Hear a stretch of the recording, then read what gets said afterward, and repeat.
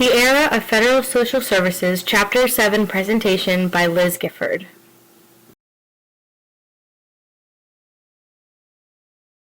During Roosevelt's presidency, there was very little social reform because World War II was his main priority, and he was trying to avoid partisan conflict at all costs.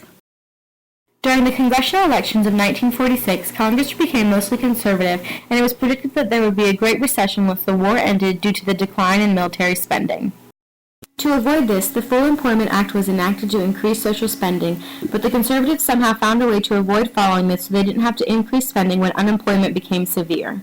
Surprisingly, there was no recession after the war as people had accumulated savings and war bonds which they used to buy goods that weren't available during the war.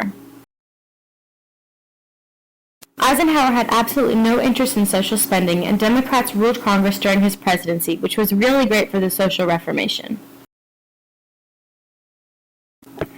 He was able to expand Social Security by including children, wives, and widows, and helped increase math and science education in schools through the National Defense Education Act.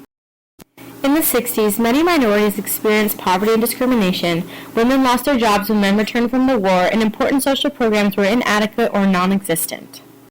The emergence of the Civil Rights Movement pushed the nation towards social reform and forced Kennedy to propose civil rights legislation in 1963.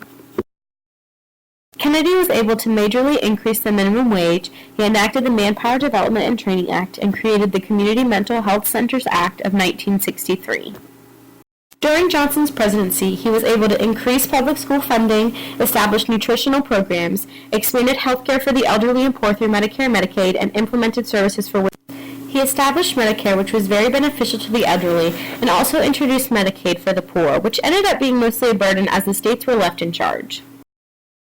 The Elementary and Second Education Act helped to provide federal funding to public schools with a majority of children from low-income families, but differential educational spending at the local level continued. Different populations other than African Americans faced oppression, such as women, the LGBT community, Latinos, First Americans, Asian Americans, and people of color in urban ghettos.